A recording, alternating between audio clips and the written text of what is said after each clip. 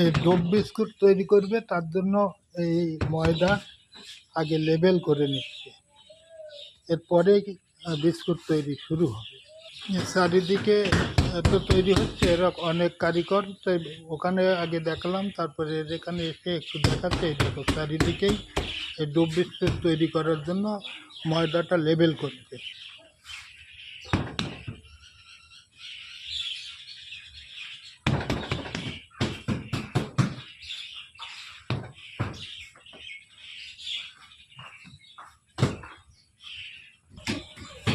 Label করা চলছে, তোমরা একটু দেখো, একটু অপেক্ষা করো, আমার সাথে থেকো।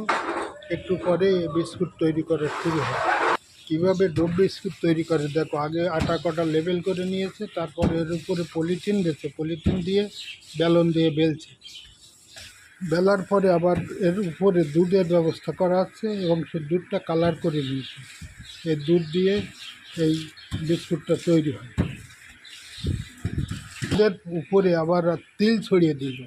দেখো কত কষ্ট করে বিস্কুট তৈরি করতে হয়। প্রথমে ময়দা, তারপরে দুধ দিল, তারপরে এর উপরে তিল দিল, এরপরে চিরুনি দিয়ে এটার একটা মানে টাইস তৈরি করছে, যেটা দেখতেও ভালো লাগবে। এই জন্য চিরুনি দিয়ে এটারে চিরুন দেওয়া হচ্ছে।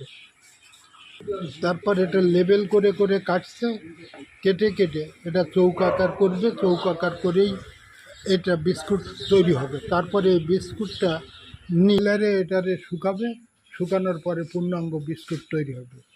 তৈরি করবে তার জন্য কাপে কাগজ ফিট করছে। দেখো অনেক বিস্কুট তৈরি এর আগেও হয়ে গেছে, আমি আসার আগে। তা আশা করি তোমাদের ভালো লাগবে। সবাই পাশে থেকে ধন্যবাদ।